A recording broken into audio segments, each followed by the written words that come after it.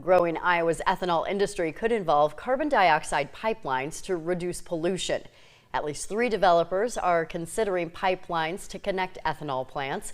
WHO 13 Political Director Dave Price joins us now. Dave, landowners along the proposed route were hoping for some legislative protections when it comes to their land.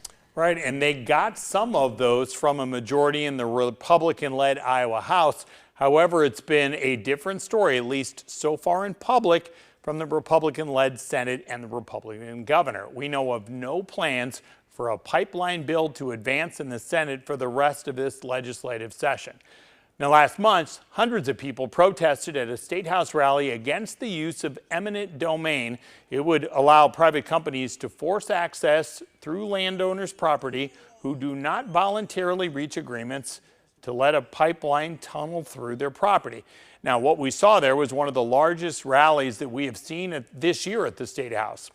There's also a statewide Des Moines Register Mediacom Iowa poll that showed that nearly 8 in 10 Iowa adults oppose companies using eminent domain for carbon sequestration pipelines.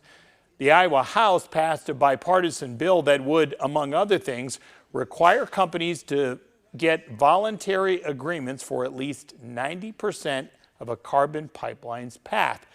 But the Senate has declined to take it up. I asked the House Speaker today why he was willing to push this bill forward through the House when he knew that the Republican governor and the Republican-led leaders in the Senate would likely oppose it. Well, I don't think this is anything that has not been out there as part of the conversation within the House side, and that's really, from my perspective, what we can control. And so I will just say that not just my district, but if you look at the level of bipartisan support, the level of co-sponsors on the bill, that shows that this isn't just an isolated issue. This is pretty much all across the state of Iowa, and we feel we take the input from all across the state, and that's why we wanted to move it forward.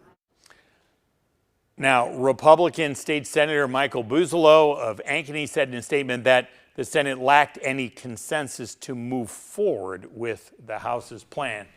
So unless there is some kind of late agreement between the House and Senate Republican leaders that happens in the session's final few weeks, it does not appear that the legislature will take any action to protect property owners who do not want a pipeline to go through their land.